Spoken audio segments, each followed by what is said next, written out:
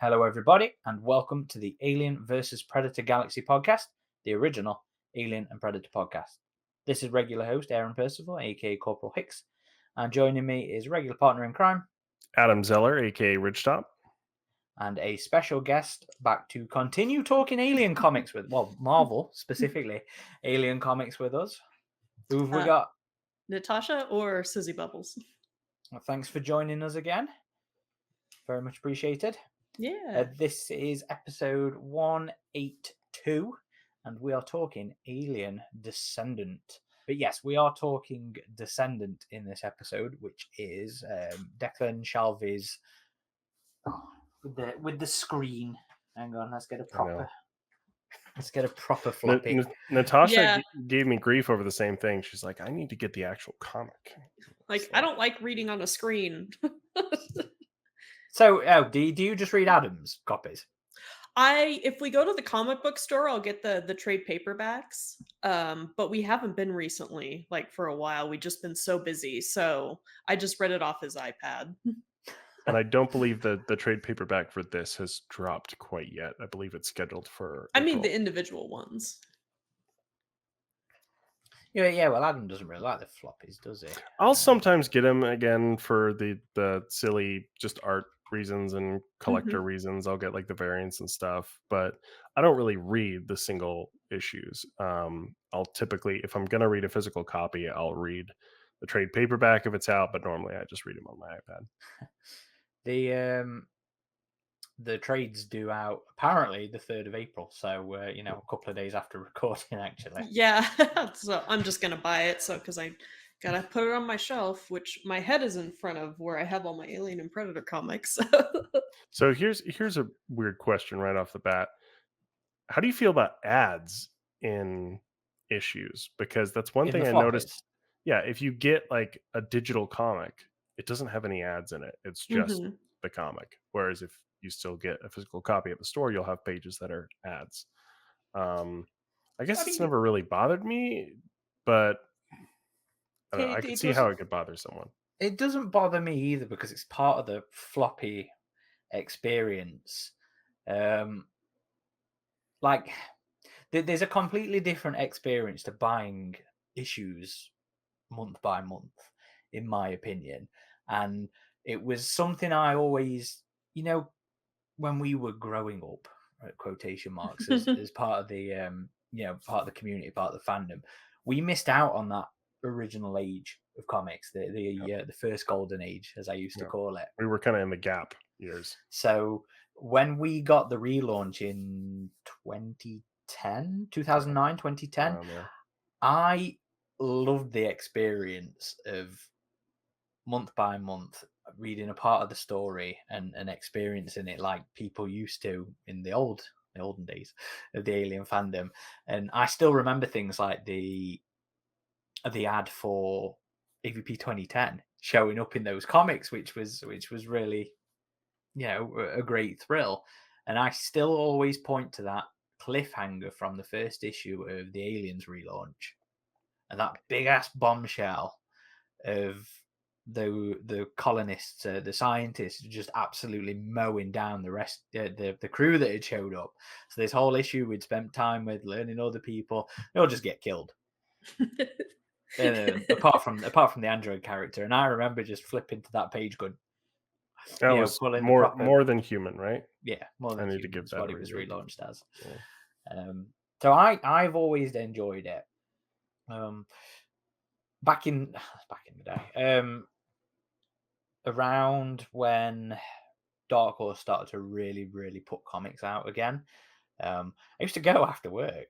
I would leave work maybe 15 minutes early on a Wednesday, New Comic Book Day Wednesday, drop down and go pick up the next issue of whatever the series was at the time. I fucking loved it. I don't do that now, but a little part of that's mostly because I'm old and overwhelmed, and yeah, same. and to be fair, we've been critical of the quality of Marvel's runs. I would have done it for these, for Declan stuff, I'll be honest. But again, the old and overwhelmed part comes in first. But the ads don't bother me. It's just part of the experience. And that when you get the trades, you lose all that anyway. So anyway, sorry to put us off on a little tangent initially, but what are we reviewing today, Aaron? Why don't you tell folk? We are reviewing Alien Descendant, which is the 5th arc from Marvel Comics. It is Declan Shalvey's second and seemingly final arc, as Marvel's now moved on to the anthology Black, White, and Blood and Alien What If concurrently. Aliens What If. Aliens What If, my apologies, sorry. They might as well call it Aliens Burke. But that's a topic for another podcast. But yeah, this looks like Declan Shalvey's last at the minute. Artwork is by Andrea, Broccardo, who was on Thor, the previous series with Declan. And Declan has also done the artwork for the flashback parts of this run. And Ruth Redmond has returned again for colours, I think for all 4. Yeah, for all 4 issues. So she's back on colours, and she didn't do all of Thor. She only did 5 and a little bit of 4. But yeah, for the most part, it's pretty much the same creative team that did Thor. Yeah, that's that. It is a continuation of the narrative as set up in Thor. Adam, when did you read this morning? I had read it before, so I've read it in its entirety. I think one of the last trips I took, I just read it on the plane, but I reviewed it for this podcast, so I recently just reread it. Well, that was more of a, do you want to give us a quick rundown of plot? I mean, yeah, I'm never good at these things, but I can give it a try. So the character we followed in Thaw, Zasha Batian, right? Or yes. Zahn. Zasha Zahn? Zasha Zahn. Batya was her mother. Batya was the mother, right? Okay. So she is back as an adult in her 20s this time. She was a teenager in Thaw. She's returning to this ice planet she grew up on, leading a team under the alias of Cole, a Weyland-Yutani team. And so she's not who everyone else thinks she is. And they go down to the planet to recover the spaceship that was lost underwater next to this former installation that she and her family were stationed on. But she is kind of there for ulterior motives to see if she can find her adoptive android father. God, I'm blanking on his name. Dayton? What's his name? Dayton. That's right. So they are kind of right in the middle of, they board the ship underwater. They discover aliens. Some of the crew are trying to just get down in the middle of a mission. And she interrupts them and saves them. And then I guess on top of their ship is a member of the Yutani family. He has like a yacht that's attached to their ship. So she hears he's coming down and wants to speak with her. So she goes up, leaves them on the ship to die. And before she is supposed to meet up with this Yutani family member, she apparently has to go to the bathroom. So she takes a ship and flies off. And some of her subordinates are like, "Huh, that's a bit strange." Okay. Anyway, during this whole time, we're seeing flashbacks of these android characters working on a mining planet, and they discover alien eggs. One of them, the human kind of the boss of these android characters, who's treating them not very well, gets face hugged. And later you'll see they try and remove the face hugger. They're unsuccessful. Eventually we find out that this android, and this is kind of, this storyline is placed throughout this entire comic. We find out that this android is Dayton. Eventually, temporarily, one of the android miners was kind of given a position of power because this guy was killed because he was face hugged. And he decides to release the alien that they have in captivity, the full-grown xenomorph that came out of this former boss. I was a little unclear there because it looked more like he was bringing up his pistol to shoot it, and the alien. Yeah, because he says, "I'm going to put it out of his misery" or something. And then I was a little unclear there. There's this weird moment where he's like, "Oh," it seems like they're alluding to David, because they're like, "Oh, the last time humans saw this is when we were created, and we all know what happened then, but it doesn't really go into that. And then he tries to kind of make peace with the alien. He's like, I'm not a human, I'm not a threat. But the alien attacks him, which is, again, that's always a weird thing, that aliens attacking the xenomorph. Some comics it happens, other comics it doesn't happen. Even in like the game Fireteam Elite, they're like, oh, aliens shouldn't be attacking xenomorphs, but they are. Weird. Anyway, so that subplot, which we see with different artwork, with Declan Shalvey's artwork, is kind of spread throughout this whole comic. But eventually, while this team is, eventually they meet up with this Yutani character who's like a younger, kind of adolescent looking kid who likes baseball, wears a cap, and he has this like killer lady android bodyguard. Kind of reminded me of like Blade Runner, Black Lotus or something. I was like, oh, okay, that's interesting. That's weird. But it also reminded me of that game Alien Blackout, where we saw like someone with the Yutani family name. And it's kind of an interesting concept, like, okay, these family members who are related to Wayland and Yutani, like they could probably coast off their last name, in a world that's this dominated by that corporation. Anyway, interesting. We'll discuss that more later. So Zasha eventually finds Dayton. He has been surviving in this one facility. He hooked himself up to a power source, and they have like a heartwarming reunion. Again, this is during the rest of the operation is trying to bring up this ship now. Some of them have been killed on the ship, and some of them have been like face hugged. But the ones that are outside of them, they have these like small spacecraft / submersible crab looking vehicles. Kind of remind me of the ones in the Avatar sequel. Those were That are, cool. yeah, those were pretty cool. That are trying to raise the ship out of the water. But eventually they are attacked by the white submorph variant aliens. And this is right around the time where the two alien types, that are traditional types, and the submorphs, are starting to attack each other again. And then we're kind of going back and forth between this and the reunion with Zasha and Dayton. But eventually Wayland shows up with his android bodyguard. Sorry? Yutani. Oh, sorry. Yutani. What's his first name? Does it say? John Yutani. Okay. So he shows up, his android bodyguard, to confront them. And this is when we discover that Dayton was this android scientist in the flashbacks that eventually is discarded after he's injured from the alien, trying to make peace with the alien. And Yutani is trying to reclaim him to see, I guess, the research that was done on the alien in his memory banks. That was a little unclear to me.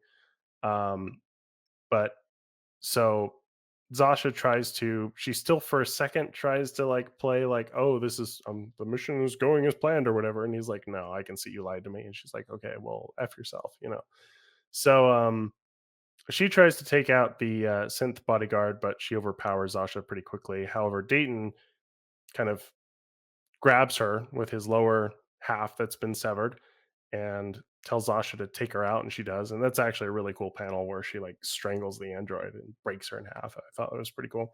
Good action sequence to yeah. And then Dayton kind of taunts Yutani about how he's just coasting off his name and he's not like a real Yutani. He's trying to get back in the good graces of the family or whatever. And this apparently gets to him, and he tells Zasha to go. She doesn't want to go, but he eventually convinces her, like, don't say goodbye, just leave if it's hard to say goodbye. And so she starts to take off, and then Dayton and Yutani continue talking. Yutani's like, all right, you got me, like, let's make a deal. And Dayton's like, oh, actually, I just, tapped into the nukes that were still on the ship and fired them towards us, and we're going to die, so deal with it. And then that pisses off Yutani. Zasha comes back, and she shoots Yutani before, isn't that right? She hits him with like something? a piece of rubble. Okay. Like hits the back of his head with a piece of rubble. So Dayton is surprised, like, what are you doing here? Like, and she's like, oh, I just didn't want to leave you again. And even if I'm going to die here, it's, I would rather my last moments be with you. And then, so they get killed, and we cut to Utani, who Dayton mentions that this Utani looked the same as he did 40 years ago, so we kind of know something's off there. And we see that this is an older Utani family member who was piloting this younger, kind of adolescent looking synth, which is Well, that's unclear. And that was something I was going to bring up. So I wasn't sure about that either. And I guess I missed the part where there's like the ice spider thing that we saw before, like that comes out of the water that like starts to get chest bursted, but it kind of cuts away from that. There's just a lot of chaos happening with the aliens this whole time.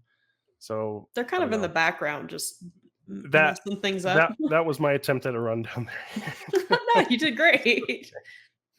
But why don't we start with your thoughts, Aaron, since I just did all that. How did you like this? I enjoyed this run.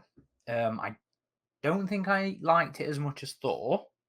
Because it's funny, I remember talking about this with Declan. I can't remember if this was on the recording or off the recording, but where we were talking about like the amount of issues that a run has and what we felt the perfect ones were. And this is Marvel's first 4-issue run. They've been slowly getting 5, right? Yeah, Thor was 5. Descendant is 4. So they've slowly been getting shorter and shorter. They had been 6 for the first 3 arcs, I think. It kind of felt a little rushed at the end. Like the stuff with the aliens wasn't massively satisfying. I guess it started to get a little bit anticlimactic with the end and the wrapping up of things. But in general, I still enjoyed it. I thought it was a very nice, strong family themed run. I found their Zasha and Dayton's reunion to be quite cathartic. I liked it. And then the whole winding up of John Utani, because he was like a cousin. He wasn't a direct descendant of the original Utanis or something like that. So it was all about him being able to curry favor with the the true Utanis, that kind of rubbish. And I liked that theme of family going on. Declan's artwork I really enjoyed. Andrea Broccardo's artwork again I really enjoyed, and Ruth Redmond did a good job with the colouring. So from a visual point of view, I thought it was really good, really strong, really enjoyable. I continue to like Declan's character work. I just feel like it perhaps wasn't as satisfying as a whole package when compared to Thor. But still solid, I'd probably say still a 7 out of 10 as far as I'm concerned. How about you, Sizzy? You muted, sorry. Thanks. I liked it as just like the sequel to the first one.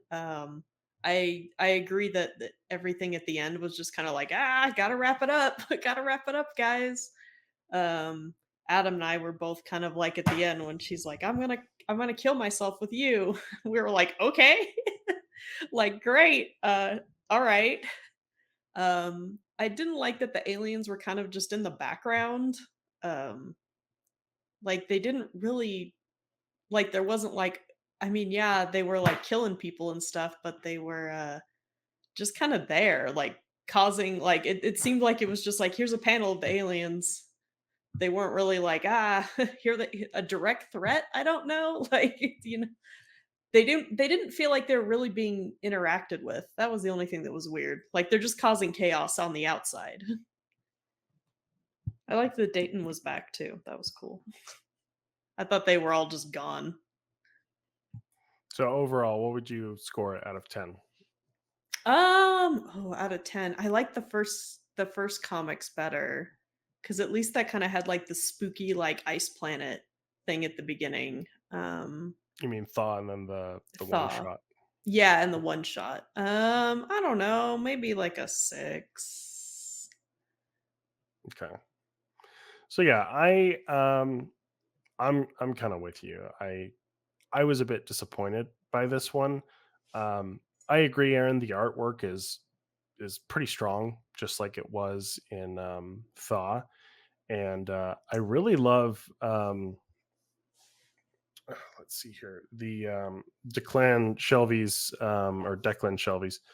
flashback artwork.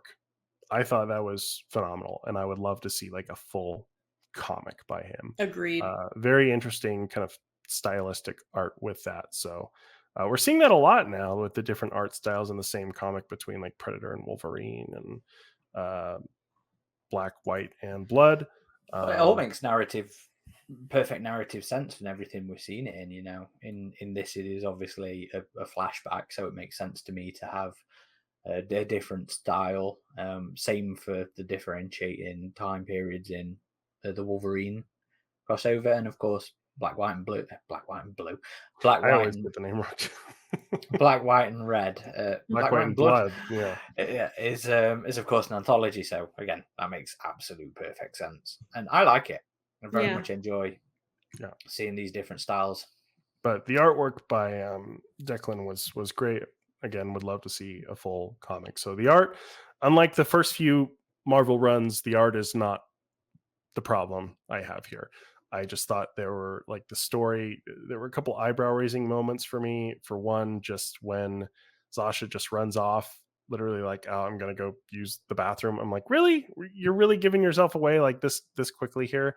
And like you have to think, okay, even though she's lying about who she is, she was with this crew for like months. She Like, must have formed some sort of connection, but screw she's you very guys. like, who cares? Girl gonna die. Like It does make you wonder. Well, it's like she didn't deliberately leave anybody to die as such, but it does kind of make you wonder what her end game was. I don't know. Like even on the ship that they're on, they're like, "Are we bait? Like, Yeah, why did she bring us down here without they any warning?" realized Like, that because she was kind of like, "Yeah, I got to go to the bathroom," and then like Well, to be fair, from she's my called away perspective, I'm like looking first. like I need to go to the bathroom, but I'm gonna take my ship and go to a different bathroom. yeah, so Bye. she's called It's away like, to talk to him, but then she just leaves. There's no like, let me talk to him first and like make them believe this game. Like, still, it's just it was very odd to me. But I'll finish my thoughts and then we can get into the wider discussion. So yeah.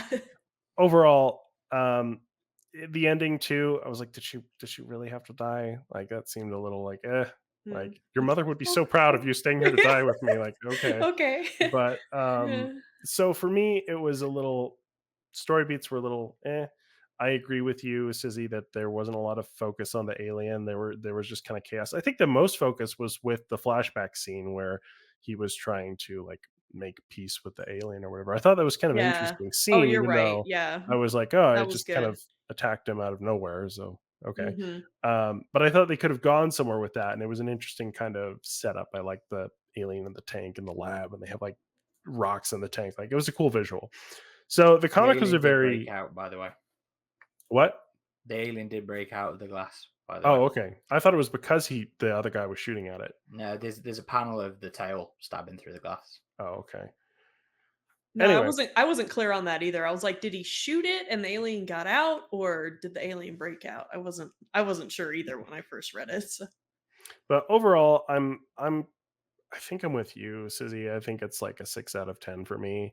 Yes, the artwork is there. The artwork is good, but I enjoyed Thaw more, and I kind of wish they had. I thought Zasha was a really good character. I thought Dayton was a really good Mhm. character. It was great to see their reunion. So I kind of wish they would have taken those characters a bit further than the abrupt end that I felt they got in this comic. It's funny because the character stuff is the thing that keeps it a bit higher for me. I mean, I completely understand what you're saying about the aliens not really being a focus in this run, and I don't think that's strictly a problem, really, because for me, I was so I knew what Sasha was doing, and I wanted her to get there and get the reunion. I had an inkling of what the flashback was ultimately about very, very quickly. So I was also quite interested in seeing how all that panned out. So yeah, for me, the character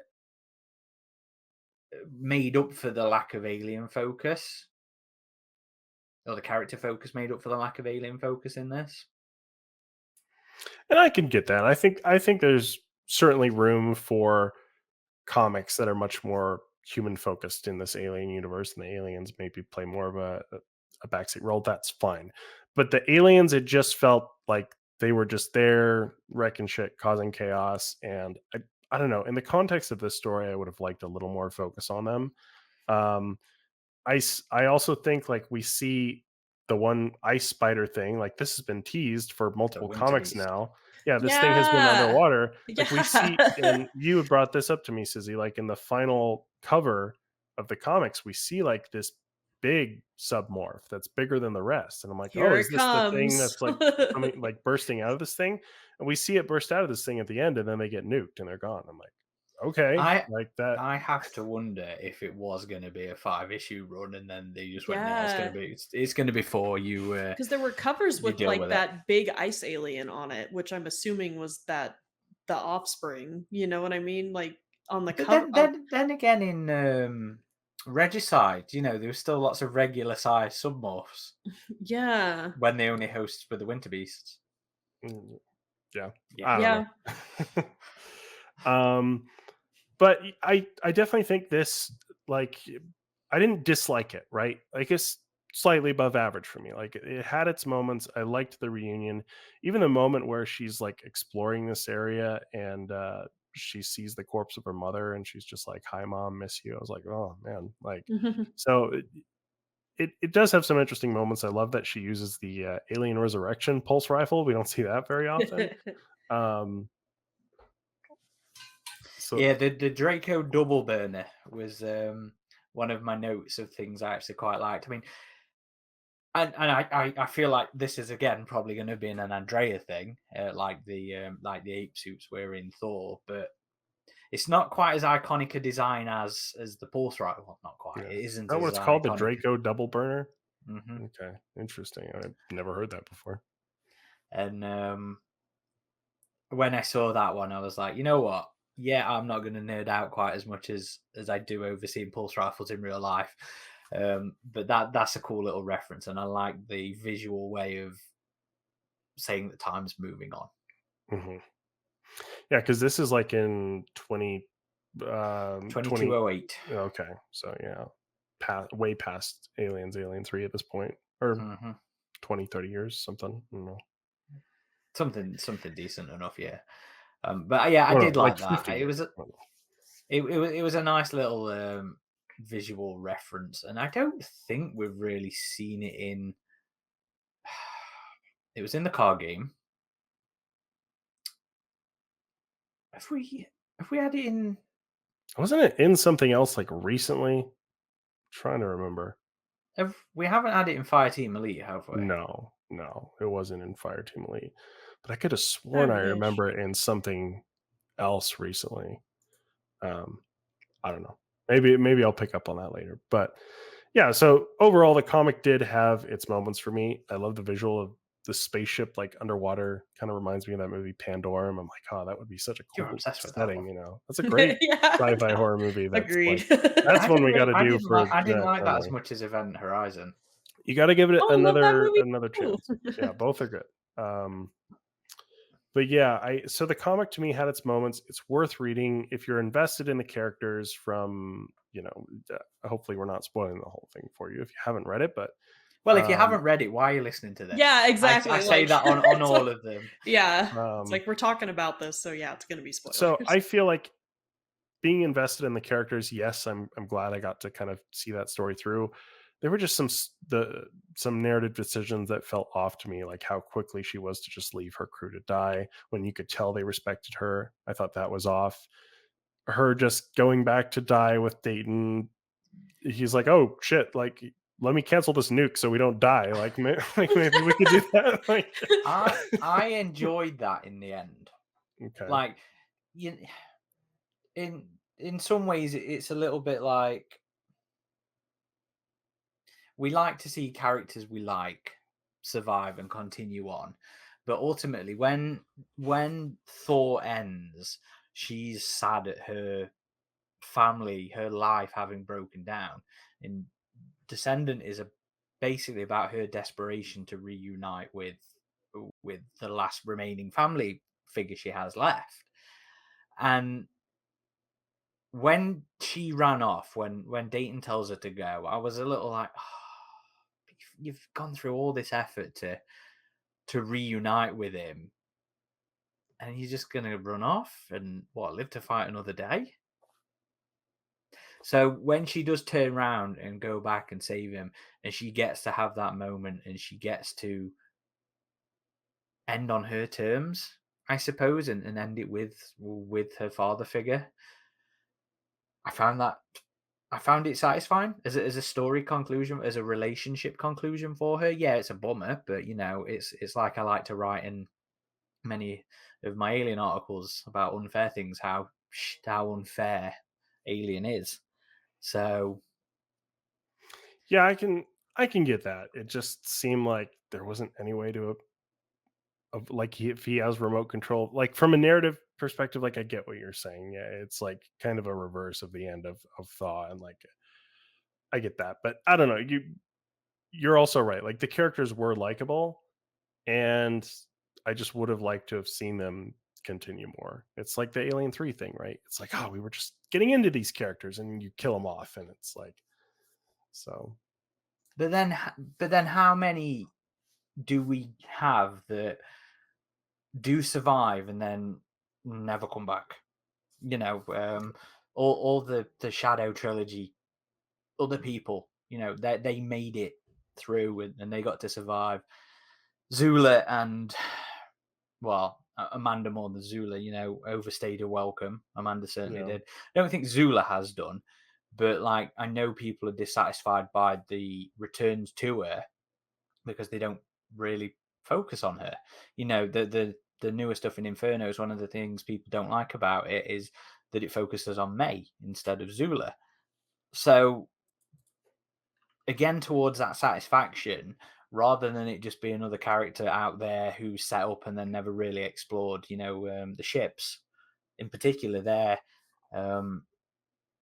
their characters, I'm really disappointed we don't get to spend any proper time with. And granted, some of that's due to the idiotic behavior of a certain creative, I was Brian also, Wood, but we after get reading Echo, yeah, I wanted to see more of yeah. those characters too. But um, who knows? Maybe we would have had the same reaction that we did with Amanda and Zula, where it's like, okay, we've been with them a little long now. Like maybe there's a balance to be struck there, but I don't know.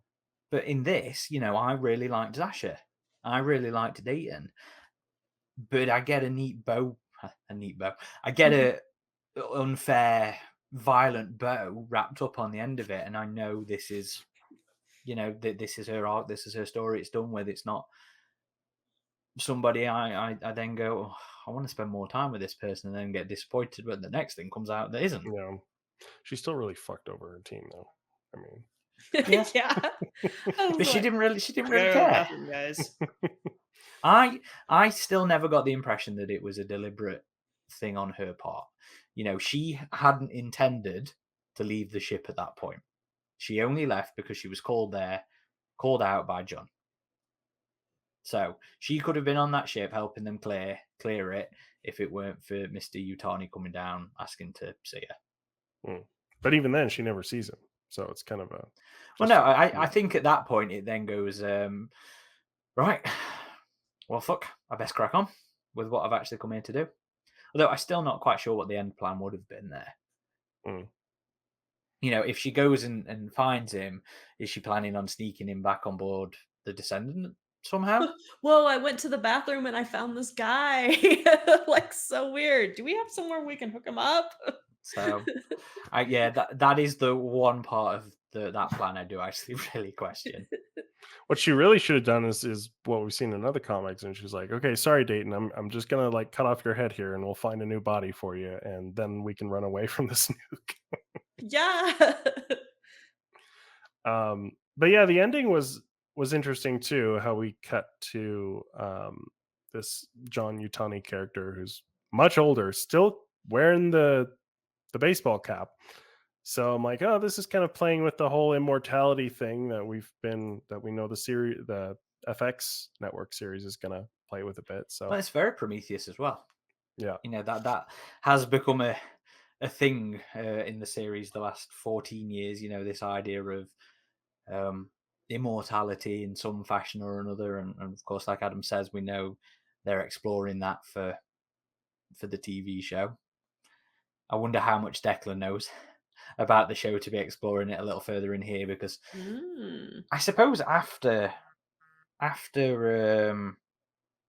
Prometheus, it hasn't really been that explored, has it? You know, Wayland goes there for more life, but until this TV show, and it's, well, we'll not talk about what we know from the casting stuff, but you know, we do know it explores with that theme, so there is a bit of a big gap for then it to become.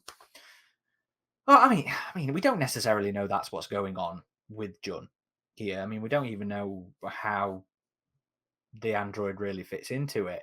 Is it an independent android that's off operating on its own, and then the memory's uploaded back? Is it him piloting it with, you know, like a, oh, what was it called in Cold Forge? BDI, Yeah, brain I could see that. something interface. That's right. But That then, was an interesting concept in that. Yeah. But then again, is the old one, you know, is implied to be on. It's not implied. I think it pretty much says he's on Earth when he's watching, or when he's reviewing those logs, which is a month after the events of the comic.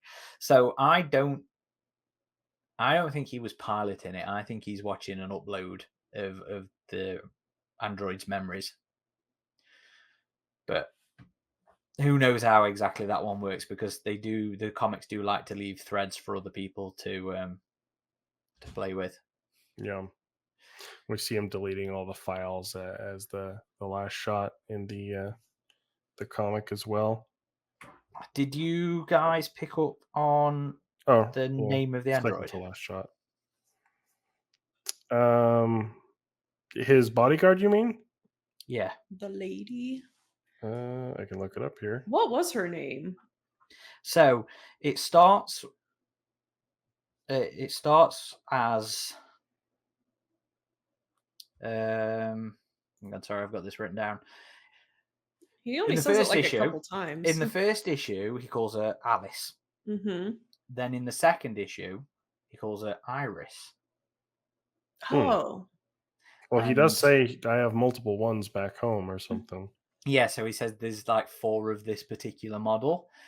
Do you remember who else was named Iris? No, remind me.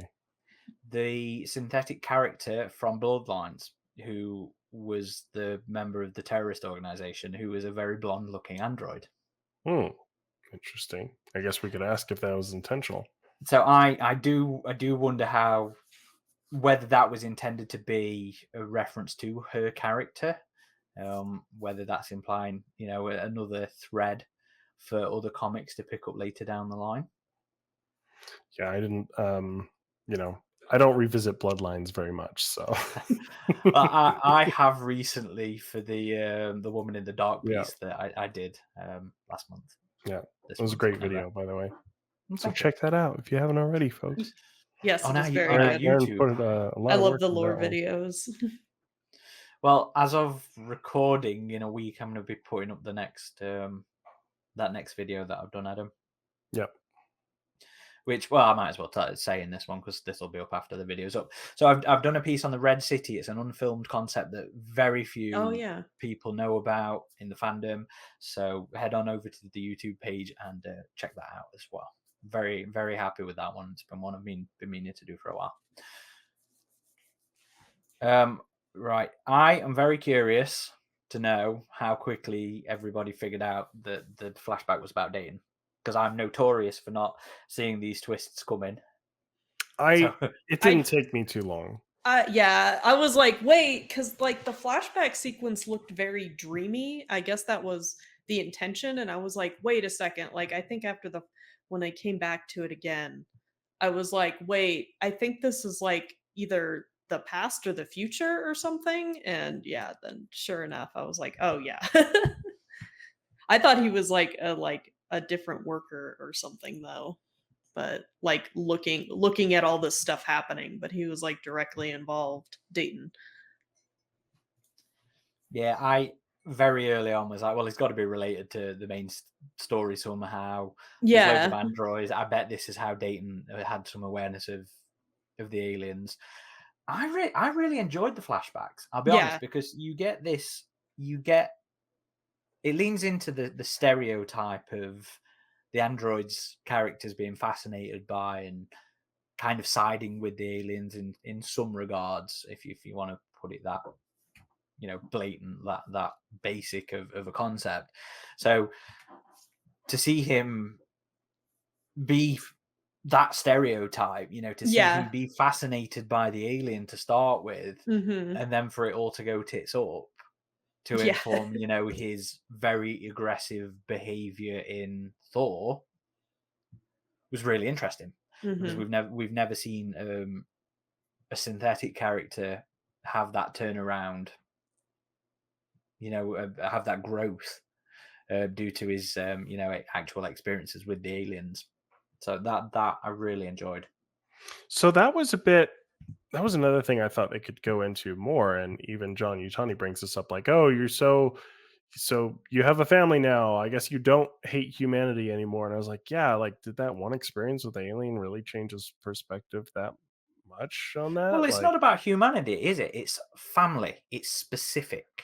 It's mm, those people, and that's um, part of the appeal of this whole run to me.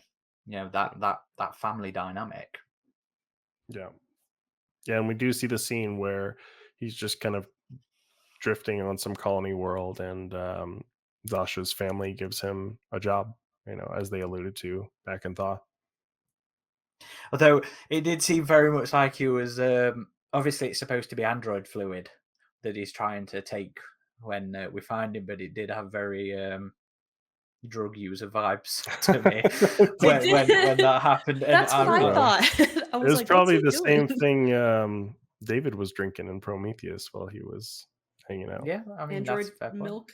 Or wasn't he like eating cereal or something? I don't know. It looked like rice pudding, Okay.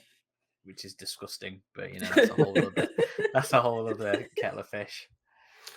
So, like you said, the paperback comes out April 3rd. Overall, if you read Thaw and liked Thaw at all, I think this is at least worth reading. But for me personally, just a bit of a disappointment. It's But got ice aliens. yeah, That's the ice cool. aliens are cool. The I submorphs. still like them from last time. I still think the name Wintermorph is cooler than Submorph, but whatever. Yeah, I liked Um, Wintermorph more. Icy aliens? but Snow miser aliens? yeah, I think Declan Shalvey is a great artist. I think his writing is solid, even if I disagreed with some of the choices here personally. I'd love to see him do more. Yes. And we have, like you said, Aaron, we have 2 ongoing Alien comics right now, so we'll see how those turn out. Yeah. I want to bring up a bet we all made on the last podcast What was that? as to whether the follow-up series would revisit the dead alien hybrid baby thing. I was wondering Oh, about that yeah. too. We're 'Cause- like, is this Because they show the canister when she passes her mother's corpse, and I'm Yeah. like, oh, I guess that's going nowhere. You There's- all thought it would come back up again. I did not think it would come back up again. Yeah. And You win. Okay. I win. Yeah. She should have had her Eloise sibling come in, save the day, Yeah. Like, There's no like weird alien fetus creature, and there was no really big icy alien. Hey. Does every series need to have a gimmick? no, but I No. got the impression it was setting it up. The in big Thaw. icy alien was I on thought- like one of the covers. Like, Yeah, but you can never take the covers at face value. yeah, they want to sell They it set to up you. some expectation. I mean, come on. No, you should never take them at face value. We all know this is a rule, and it has been for the entire existence of comics. Or Yeah, maybe not true. that bad, but it's become very apparent to me that the writers do like to leave little things left for potential exploration on other stuff. But then again, I don't think you could revisit this dead fetus because a big nuclear explosion. No, I'm kind of has, glad it has didn't come decimated the back keg. because it would have been like too like ooh like, it's me, I'm the fetus, the alien fetus, and it's like, oh god, Remember, I'm your we brother. yeah, remember, it was like, no, we already have too much going on. Go back, put it back. But it was nice to revisit this planet again. Like, it is an interesting setting. Again, you have like the Thing vibes with Yeah, aliens in a winter setting. But in the ice cold um, water too. I thought that was pretty cool. yeah, I liked all the underwater bits of this comic a lot. Hmm. So There that was was some cool. really nice, like the panel of her, or the page, sorry, of her rising was a very nice sort of tense atmospheric little bit of a horror tropey kind of thing of like the submorph, the wintermorph reaching out Hmm. to grab her and ultimately failing. Yeah. That was a nice little, and there were some good panels of the aliens. Let's be honest. Yeah, Oh definitely. yeah. Like But the flashback sequence, I really liked when he was what is it with people either being like entranced by the aliens or like repulsed by them, and like when he's like reaching out for it, like, and it's like, oh, you never, don't ever do that with a wild animal, and it does in fact bite him back. So I mentioned it recently in one of the other episodes. I can't remember which one it was, but the RPG or does something similar where oh, one of the aliens like finisher attacks. I can't really remember, um, but it like mesmerizes people, oh, and that's cool. I really like the idea that that freezing Hmm. is something that the alien is deliberately capable of doing. Whether it's pheromones or Yeah. whatever ancient horror voodoo magic things going off in the The aliens. space horror, it's like Was I can't look away from it, like, kind of thing. wasn't it Cold Forge that also brought about the concept of like the after you're impregnated, it like you feel kind of euphoric, right? Or was it the eggs or I something? I don't remember because I But can't. you know what I'm talking about, right? Like the eggs made people curious or euphoric or something, or like you felt really good after you had a chest burster implanted, so you wouldn't like question things or something.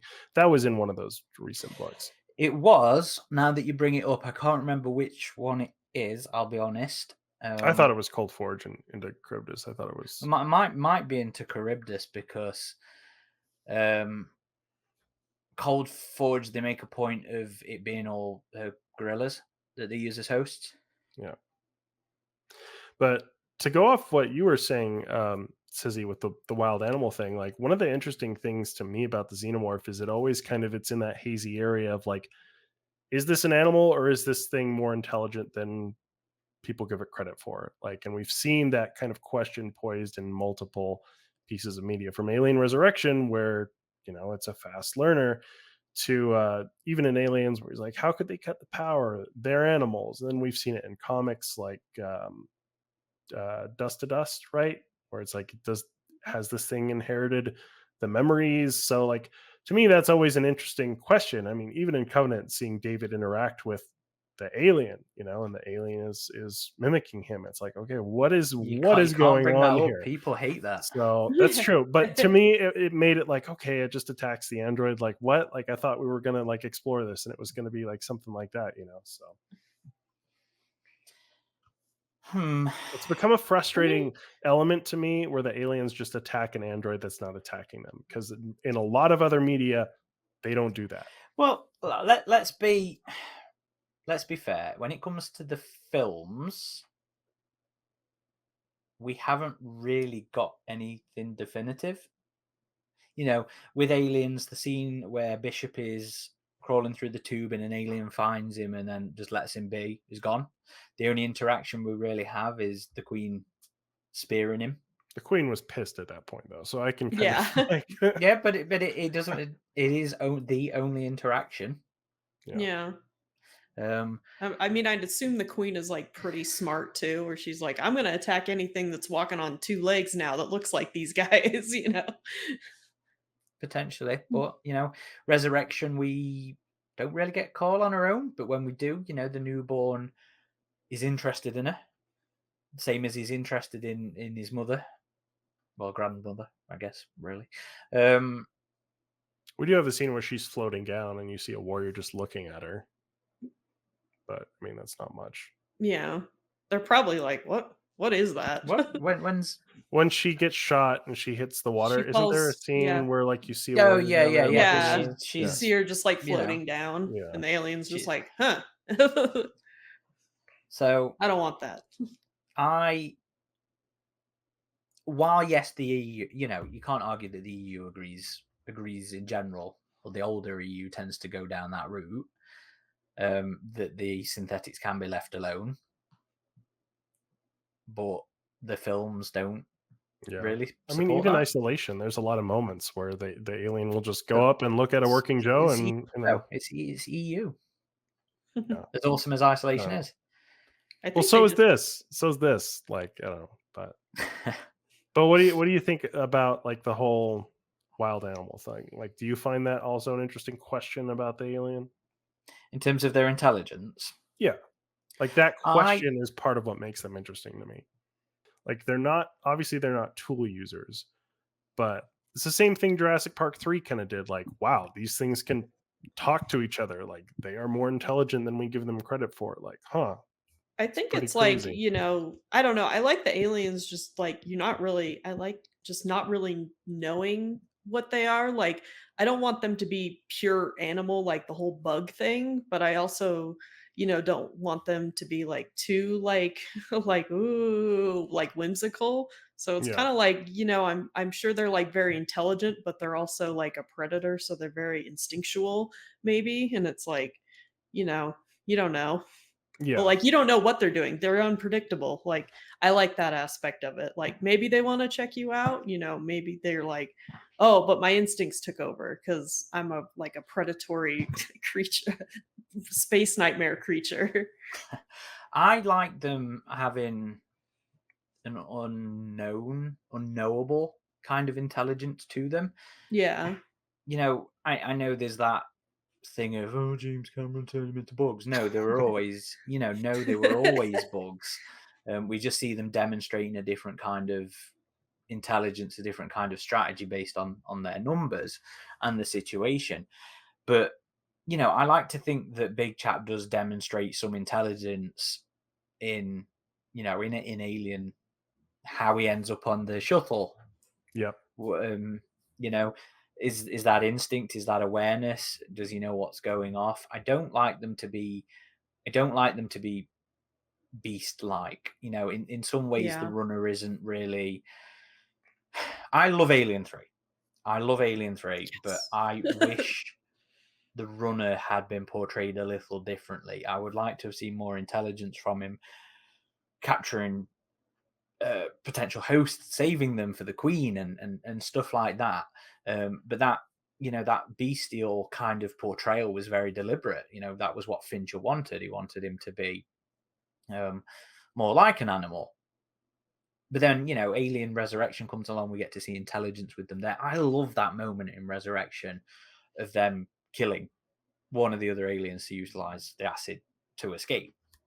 Granted, this also shows stupidity on the United Systems military's part in not making acid-proof fucking cages for their aliens. But Yeah, what the hell? I really liked that demonstration of intelligence. The trap,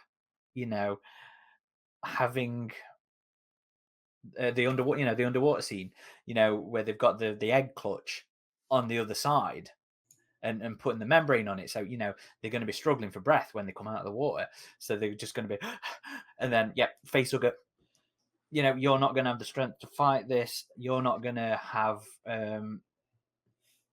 you're just going to succumb to this Yeah. creature trying You're to get already down your partially throat unconscious. while you're Yeah. gasping. So, Yeah.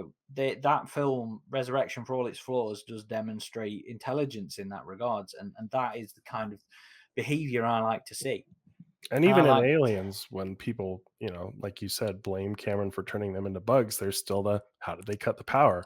Like, how do Mhm. these things know how to cut a power system? Like, so that question is still there, even in Aliens. They're And the fast Queen kind of learners. also brings in that extra question of intelligence at the end of Aliens, when you see her like ordering them to retreat a little bit. Mm-hmm. Although why she's still stationary while the atmosphere process is going off around her is debatable, but yeah, nice little tangent there. Another little tangent. Yeah. I like talking about aliens. Like, oh my god, I'm like, me oh too. yeah. Like I always like the idea of them, being somewhat like intelligent, even if it's like a weird instinctual intelligent, like, and they're like super survival creatures, so it seems like any situation they're in, they need to adapt to quickly. Yeah. But it does play into that scene in this comic where the android is trying to make peace with the alien. He's like, hey, these humans are pretty terrible. Let's like team up and go and like take them out, So I'm a disparaged individual and you're trapped in there. We're both disparaged. And oh no, I guess not. It is an interesting. I don't think I would ever want to see them team up. I would never want to see. You don't want anything David like leading that. his army of xenomorphs against Stop. No, in the jockey chair. Come on, let's do it. I will happily accept a Bugman. I'll happily accept a Syl. I'll accept a Lee in that kind of leadership role where they're very alien-esque. But a humanoid, a synthetic, just straight up trying to negotiate with one verbally.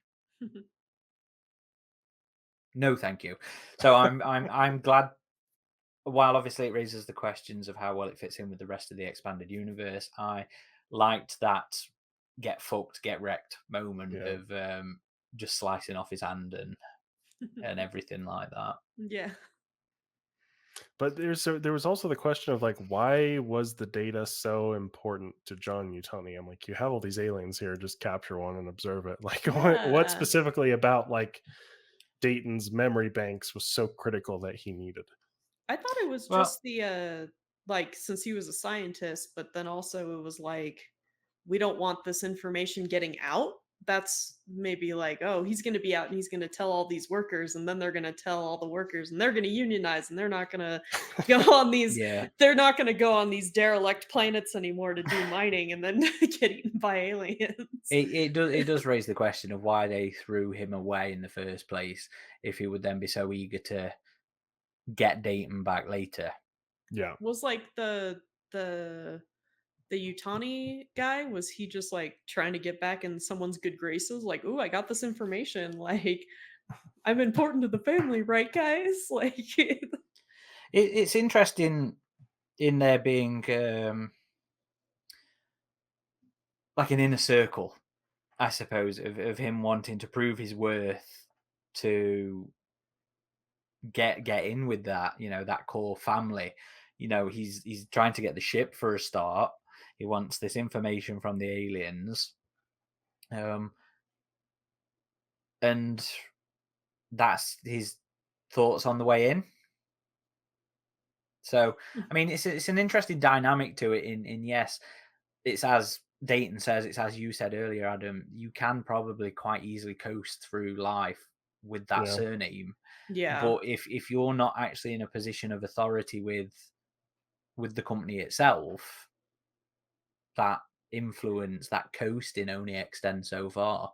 And we also saw that in Vasquez with Vickers' Descendant too, right? So it's a concept that's kind of been explored a little before. I kind of just thought like it does make sense, because it's like, hey, if you're like, it's almost like actors or something that have like the younger sibling that's trying to get into acting, but they're just not as good, kind of thing. Like, it's like, I'm important too, guys. Or just the thing where it's like the people who are up on top, they're up on top and they know they're the hot shit, so they don't really do anything. But like the people that are like lower, it's like they want to act like they're like act out more, like listen, I'm authority, I have the last name, like, I'm so important. Yeah, trying to they kind of swing their authority around a little more than someone who's already there. And there's a nice moment of it early in, I think it's issue 2, where one Jun's like pressuring them to hurry up, and the workers are like, we just want to make sure this meets the Yutani standards, and he goes, well, let the Yutani in the room worry about that. That is very much a dick swinging kind of moment. Very much on point with what you're saying, Sizzy. I really enjoyed all the family themes in this. I really enjoyed all the stuff that was going off with that element in this run. I really did. It does hold the comic up for me. I know I've said it previously, I'll say it again, but it is, yes, the aliens aren't a huge factor in this, and no, we don't get some new crazy alien thing. And I like that we don't get some new crazy alien element in this run. I do just enjoy these two different aspects of family, this pressure to meet the expectations, this pressure to get involved with this big powerful family, when compared to this other side that just wants to return to this. All they want is that company and that familiarity, that comfort side of it. Yeah, so dynamic, I guess, for family for the right reasons and family for the wrong reasons, perhaps. Yeah. And the alien families are fighting. Nobody's happy. Right. The icy aliens are fighting and the normal aliens are fighting. And oh my gosh. The drama. Just like real families. You know what? I hadn't actually thought about it from the alien point of the alien side of things. Yeah. That works even better. And we don't see any queens in this, do we? So it's like, how have their numbers grown this much? It's just, I guess, off screen. Weren't there just like a bunch of them that were just kind of like sleeping down there underwater? Well, they were all trapped in the ice following avalanche in Regicide. That's what I thought. Oh, okay. Yeah, I mean, there could be a bunch of just like, there's more aliens than there really were, just to make it more exciting. But I remember just seeing a shot of all of them frozen, so it's like, who knows how many are down there. We do see them under the Boreas as they're raising it, though. Yeah, if you remember, and that was a cool little action piece. To be fair, of the aliens actually climbing along the tethers and the stupid, and they're like, oh, the decisions to try. Which, I mean, to be fair, that was they cool. weren't aware of the acid blood when they were making those decisions. And I think that was actually really one of my. As much as I liked the set piece, I didn't like the design or the intent of the crab ships or the tethers. I was like, I like the crab ships. Surely it make more better sense to just latch onto the ship, and these have thrusters, and you use the thrusters to, maneuver the ship instead, rather than, try and crane lift it out. I think somebody wanted to draw a cool, like, little zipper ship or something like that. Maybe that was it. Maybe Andrea had watched Avatar and wanted to do the crab. I like that. Subs. I was like, oh, those are so cool, and they're flying in formation and everything. Like, it's like, just get one tugboat ship. We need one tugboat ship. That's it. Like, I'm like, okay, it's cool. Even the red shirt crew, when they're exploring the ship, they're like, hey, why didn't we just lift this up to begin with? Why are we here? Are we all gonna die? And I'm like, I'm like, was that intentional? Like, are they actually bait? Did she just send them in there to die? Like, or did she legit not know the ship was so infested? Like, I'm like, what was the point of this crew? Were they just to die? Like, is that some kind of meta commentary? Like, all these characters are here to die for the comic. Because you think John Yutani's after this ship, but you find out, like, that's the twist. He really wants Dayton. I'm like, well, okay, then why do we have this whole operation to recover this ship then? Like, well, I mean, it doesn't seem to be. I don't think it feels like it's just one specific thing they're there to achieve. Is Dayton? Do they think Dayton's on the ship? I don't think. Are they trying to get the black box kind of thing? I think John specifically leaves because he doesn't think he's on the ship, right? I'm not sure, to be honest. Yeah, this is why I want like the paperback novel, so I can look through and be like, wait, what happened here? I have the issues on the floor next to me. Yeah. No, I did that last time. I was like, wait. But then in some regards, I found something that doesn't make sense. I can see it on your face. I need to look through it again. Maybe it will. I literally just read this yesterday as well. Of course, we all did, but no. I can't really remember. I'll not lie to you. Chat, Tell us, have you read this quicker than us? Can you answer Adam's question? Or listeners in the future, sorry, should I say? I don't think we have chat today. No chat today. It's because I kept having to change things. But yeah, I think we've. We have hit all my talking points, but there was something I was thinking about earlier. So, one of the things that has been confusing me with Marvel's run is the handling of the DNA reflex and the genetic traits that pass down from host to host and from xeno to xeno. You know, we have in Bloodlines a alien that is apparently from a sort of cow hive that infects crews and the space goat. Space goats, yeah. And then the alien that comes out of crews, the alpha, is a space goat alien. Okay, we've not seen that before. And then it comes to this series, and we have a similar treatment with the submorphs, where the facehuggers from the submorph queens always create a submorph. So I've been writing a piece on the submorphs, and as I've been doing it, I'm like, okay, I guess this is Marvel's thing.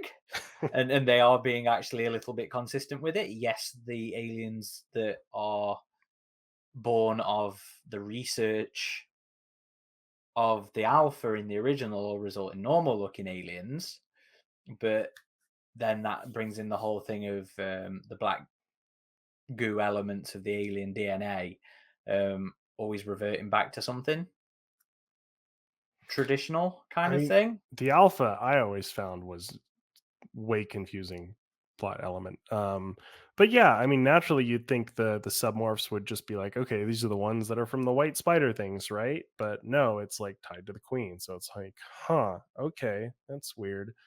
So yeah, it does feel it's playing a little loose with the DNA reflex, and it's more, again, it's more to But don't you think that feels a little bit more consistent now, thinking about it? I don't know. At least within Marvel. At least within Marvel's maybe take within on it. Marvel, but still, even back in the beginning with the alpha, I always thought, I was like, what the hell is this? Like, it confused the shit out of me to start with. Until, you know, I started writing this thing and I'm like, well, they did the same thing with the alpha. oh, So maybe I'll be less confused after your video. Well, I mean, there's not too much more to say on it, but I do think there's seems to be a little bit of consistency there with a DNA reflexed queen's facehugger birth something of that regardless. But then again, it brings out the question of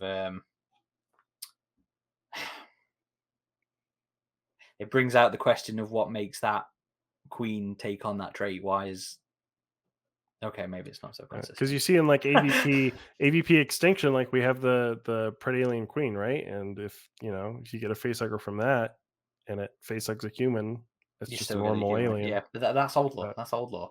We're talking about new lore. That's how I roll, dude. I'm an old school alien fan. Okay. Well, like I said, we've hit all my talking points. Is there anything you guys have that you want to bring up about the series? Anything more from you, Sizzy? No, I think we got everything. I mean, it was a fun little comic. I do wish there was like one more issue, or like I thought there was gonna be one more, like part 3. And I guess not. So I think it's just the fact that it ended so abruptly. I was like, huh, okay. Yeah, I definitely share that sentiment. I thought they could have continued with these characters a little more. Yeah, you can overdo it. We've seen that with Ripley and Zula, but it's like, I just think there was room for a little more. I think that's like you can be a little like unsatisfied. It's like, oh, you're using this character too much. Like, let them go, or oh, I'm unsatisfied because they're gone now. Like yeah, it is a tricky balance for sure. Well, you know, fans, people in general. Yeah, we can't be satisfied regardless. You're never going to win all of us. So fuck it.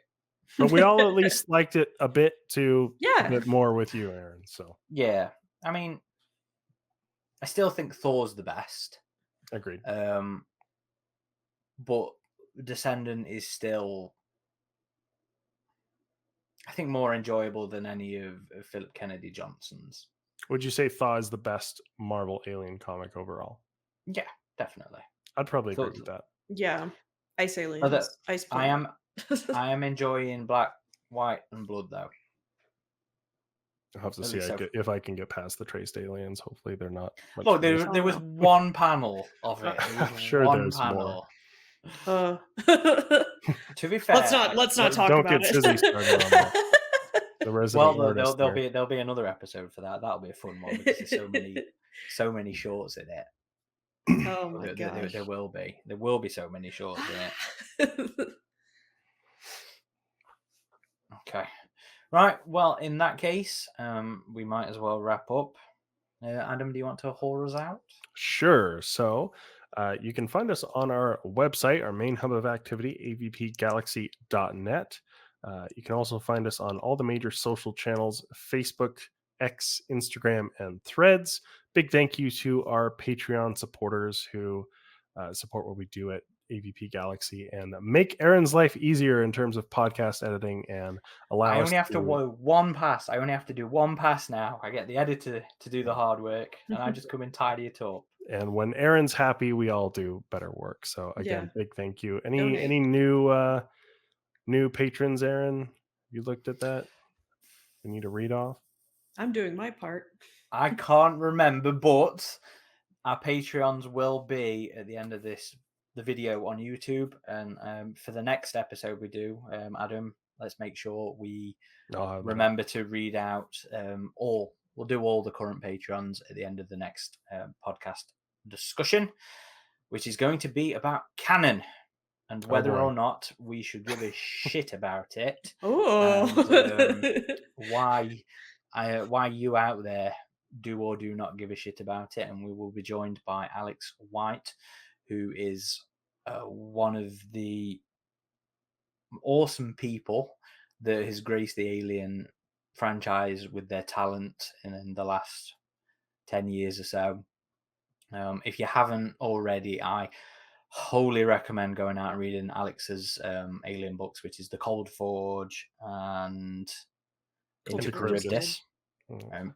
Top 5 Alien novels of all time for me. Go read them and come listen to Alex talk about canon in our. Actually, is it good? It's our next recorded episode, but I don't think it's our next released episode after this one, because the next one after this one should be the Alien Day one. The fun thing about recording so many episodes and then trying to remember what's scheduled for when. But like Adam says, seeing ourselves in the past. Like Adam says, it's very much appreciated. All the support out there that we're given by our Patreons is, it makes my life easier. And it's let me do more videos. I'm writing the next one already. More content faster. I used to do more lore videos back in the day. I will be stepping it up as well. So I have a few in the works. I think I'll have to win back Aaron's trust on that one, but I definitely have some that I am working on. But again, thank you so much to our supporters. And if you'd like to support what we do at AvP Galaxy, it's just patreon.com/AvP Galaxy. Indeed. Did you do the socials as well? I can't remember. Yes, I did. Okay, cool. Right. Thank you, everybody, for listening or watching. This has been Corporal Hicks. RidgeTop. SizzyBubbles. Getting to Dayton. And dying. And then dying from a nuke. It's all good. Thank you, everybody.